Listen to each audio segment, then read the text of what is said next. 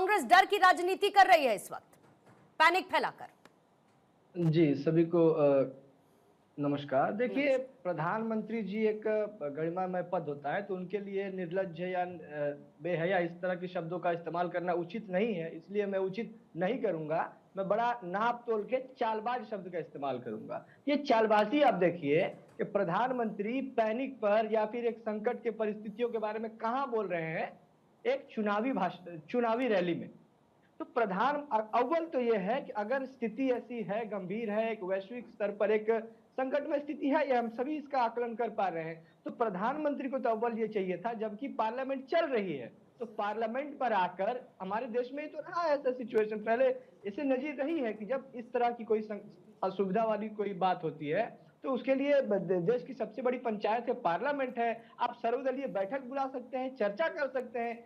आप अपनी विफलता छुपाने के लिए आप ये पुराना रहा है, मतलब आज प्रधानमंत्री के भाषण सुनने की जरूरत नहीं है आपको। आप प्रधानमंत्री के भाषण एकदम प्रेडिक्टेबल हो गए हैं कि वो क्या कहेंगे, गलती खुद करेंगे, खुद के विफलता के चलते दो बातें जायसवाल साहब आ सकता है, उसके लिए वो दूसरे पर मर देंगे। दो बातें जायसवाल साहब, भाजपा की पुरानी नीति है। दो बातें जायसवाल साहब। आपने कहा कि बाहर जाकर चुनावी रैली में बोल रहे हैं, मतलब जहां पर चुनाव होने वहां पर प्रधानमंत्री कह रहे हैं, तो जगह कांग्रेस तय करेगी कि प्रधानमंत्री को कहां बोलना है। अगर सदन के भीतर, जिसे लोकतंत्र का मंदिर, जिसको सुनने वाले 140 करोड़ भारतवासियों से ज्यादा की संख्या है, वहां पर अगर उस मंत्रालय से जुड़े मंत्री बात कह रहे हैं तो वो आधिकारिक नहीं हुई क्या? उसमें क्या समस्या? नहीं तो, और अगर सर्वदलीय बैठक नहीं बुलाई गई अभी तक, तो केतन जायसवाल क्या ऑपोजिशन नैरेटिव की पॉलिटिक्स करेगा? काहे की नैरेटिव भैया? आप मुझे ऑपोजिशन का एक बयान दिखा दीजिए जहां लोग कोई पैनिक की बात कर रहे हैं, जहां लोग किसी को कोई उकसाने भड़काने की बात कर रहे हैं। सरकार की विफलता है, सरकार की विफलता को उजागर करना ये विपक्ष विफलता कैसे है? नहीं तो चलिए डेटा रखिए, डेटा पर बात करेंगे, फिर इसके बाद सिंह साहब मैं आपके पास आऊंगी। आज जो देश में सरकार हालांकि इसको नहीं मान रही है, मगर सरकार के जो एक्शन आप देख लीजिए, एलपीजी पे कैपिंग लगी है ना कि 25 दिन के पहले आप बुक नहीं कर पाएंगे। आज आप बुक करने जाइए तो क्या करें? जमाखोरी होने दी जाए, पैनिक बाइंग होने दी जाए? मुझे बोल लेने दीजिए, मुझे बोल लेने नहीं, डेटा के साथ रखिए सर, डेटा के साथ रखिए, इधर उधर की बातें नहीं करनी है। डेटा ही बताया, एकदम डेटा ही बताया मैंने कि 25 दिन में बुकिंग की बात है। तो अब इस परिस्थिति कैसे उत्पन्न हुई? क्या हरमुज प्रणाली से आज जो हम रशिया में के जहाज आ सकते हैं, चाइना के जहाज से हमारे नहीं आते? क्यों? ये एक जो विदेश नीति की कहीं ना कहीं विफलता तो है, क्योंकि ईरान कोई हमारा शत्रु मुल्क नहीं था। ईरान हमारा एक सदियों से हमारा एक फ्रेंडली कंट्री था, पर आज हमारी कूटनीतिक विफलता का कारण है कि हमें ये संकट का सम्मुखीन होना पड़ रहा है।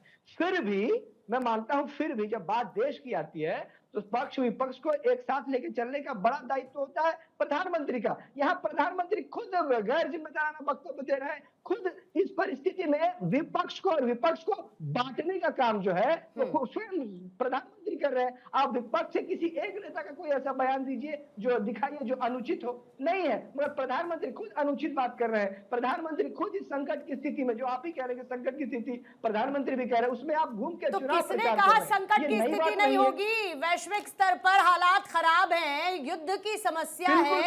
उसी स्ट्रेट ऑफ हॉर्मुज से भारत के 2 जहाज आ जाते हैं, तीसरे आने की तारीख सामने आ जाती है, बाकी लाइन में खड़े हुए नजर आए हैं। तो मैं कह रही हूं ना, डेटा रखिए फिर सीधे सीधे। आप 25 दिन पर अटक गए, उसके अलावा डेटा रखिए। मुझे बताइए कि अगर सरकार की विफलता, एक सेकंड, पेट्रोल के दाम भारत देश में कितने बड़े केतन जायसवाल? पेट्रोल के दाम बीते 7 दिन में कितने बड़े देश के अंदर? पेट्रोल के दाम तो ऐसे ही बढ़े हुए हैं, तो क्या? अरे अभी पिछले 7 दिन में बताइए कितने बढ़े? अभी चुनाव के दरमियान बढ़ने में थोड़ी, अरे कौन सा चुनाव चल रहा है अभी? अगर चुनाव, अभी कौन सा चुनाव लड़ रहा है सर? अभी कौन सा चुनाव चल रहा है बताइए? 5 रात, अब क्या बात कर दी? अरे मैं पूछ रही हूँ कि अभी कौन सा चुनाव चल रहा है, इसमें क्या बात हो गई बताइए ना। अभी कौन सा चुनाव चल रहा है? 5 राज्यों में चुनाव, आपको पता? अरे अभी डेट अनाउंस हो गई क्या? डेट अनाउंस हो गई क्या? अच्छा, डेट अनाउंस के पहले तो चलने में और होने में अंतर है कि नहीं है? प्रधानमंत्री फिर असम और बंगाल में क्या कर रहे हैं, बिहार में क्यों नहीं गए? अरे तो चुनावी रैली कर रहे हैं, चले जाए। राहुल गांधी भी किसी ने रोका क्या करने से? अजब बात करते हैं, आप खुद कहते हैं। अरे आप अजब बात कर रहे हैं साहब, अजब बात कर रहे हैं। चुनावों की तारीखों का ऐलान हुआ नहीं, चुनाव की तारीखें आई नहीं, आप कह रहे हैं क्योंकि चुनावों का समय, चुनाव चल रहे हैं इसीलिए प्राइसेस नहीं बढ़ रहे। अरे तो फिर किस एक बात की किताब- समस्या है?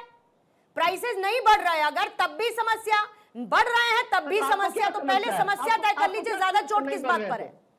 नहीं, सिंह नहीं साहब आ बढ़ना जाइए जरा। चाहिए, नहीं बढ़ना पूर्णिमा चाहिए। पूर्णिमा सिंह जी, अच्छी साहब बात मुझे है। ये बताइए कि क्या ये कहकर कि विपक्ष डर की राजनीति कर रहा है, विपक्ष जो है एक नैरेटिव सेट कर रहा है, पैनिक पॉलिटिक्स कर रहा है, ये कहने से क्या जो इक्का दुक्का जगह समस्याएं हैं वो खत्म हो जाएंगी, उनको नल एंड वॉइड मान लिया जाए? अगर विपक्ष की कही गई बातों से सरकार को समस्या है तो पूरा डेटा रख के ट्रांसपेरेंसी रख दे। पूर्णिमा जी देखिए, हम अपने मित्र की तरह विकार की बात नहीं करेंगे, हम संस्कार की बात करेंगे। हमारे मित्र ने कहा, हम एक छोटी सी बात करते हैं, भाई जो पैदा करता है उसको क्या कहते हैं? पिता कहते हैं। हमारे भोजपुरी में बाप कहते हैं। तो अंग्रेजों की बनाई हुई, हम तो इसको संस्कारिक रूप में कह रहे हैं, अंग्रेजों की बनाई हुई जो पार्टी है ना, जो भारत को अभी तक नहीं अपना पाई, उस पार्टी के प्रवक्ता कह रहे हैं कि विकार कौन उत्पन्न कर रहा है? व्यवहार में विकार है। आदरणीय राहुल गांधी जी विकार उत्पन्न कर रहे हैं और बार बार कह रहे हैं कि भारत में गैस की किल्लत हो गई है। भाई भारत और भारत सरकार पार्टी और बीच में बोला नहीं, बीच में बोला नहीं। जायसवाल साहब सुनिएगा पहले, सुनिएगा पहले जायसवाल साहब, ना ना सुनिएगा, एक सेकंड सुनिएगा मुझे पता कि पहले, आप पार्टी के आप प्रवक्ता है कि नहीं है। आपने जिन जिन भाषाओं का प्रयोग किया, मैं उसको संस्कारिक तरीके से, बड़े अच्छे तरीके से कह रहा हूँ। पूर्णिमा जी आप सुनिए, युद्ध कहाँ पे हो रहा है? युद्ध के कारण क्या है? ईरान में युद्ध हो रहा है और कारण में इजराइल, अमेरिका और ईरान है। भारत उस युद्ध में कहीं पे भी कारण में नहीं। ये वैश्विक संकट है, संपूर्ण विश्व में कुछ न कुछ न्यूनतम अधिकतम हर जगह संकट है। और भारत के प्रधानमंत्री, आदरणीय गृह मंत्री जी, आदरणीय विदेश मंत्री जी, सभी ने कहा कि इसका वैश्विक असर सभी जगह पे पड़ा है और इसका न्यूनतम असर भारत पे।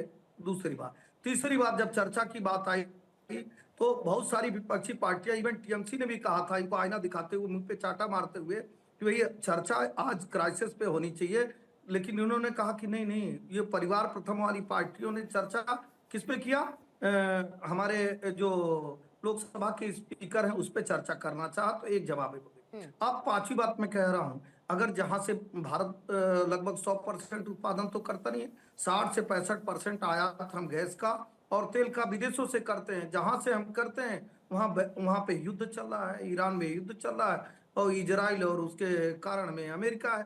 घर की बहुत सारे कंट्रियों से हम लेते हैं, वहां पे इस तरह के हालात बने हैं कि वहां से नहीं आ रहा है। चौथी बात इन्होंने कहा कि भाई हमारी विदेशी नीति, तो विदेशी नीति को भी बताइए। सबसे अच्छी नीति ये होती है तटस्थता की नीति, कि अगर दो देश आपस में लड़ रहे हैं तो हम अपने नागरिकों के, अपने राष्ट्र की, अपने देश की सुरक्षा की बात करें। और वही हमने रशिया और यूक्रेन के समय में भी किया और वही यहाँ पे भी कर रहे हैं। हम ये नहीं कह रहे हैं कि ईरान जो है हमारे 370 जब समाप्त हो रहा था तो उसकी खिलाफत किया। हम ये भी नहीं कह रहे हैं कि वो कश्मीर को अलग चाहता था और बहुत जगह पे जब वो कश्मीर की बात आती थी तो पाकिस्तान के साथ खड़ा हो जाता था, जो कांग्रेस को अच्छा लगता। सिंह साहब आपकी आवाज जरा रुक गई है। हाँ हाँ बोलिए बोलिए सर। अच्छा, पाकिस्तान का युद्ध रहा हो, चाहे इजराइल का युद्ध रहा हो, वो भारत हमारी मदद किया है, इजराइल हमारी मदद किया। हम जरूर इस बात पे आते हैं कि हमारी नीति क्या होनी चाहिए। तो आप देखिए, हमारी नीति है कि इस युद्ध में कहीं भी भारत भागीदार नहीं है।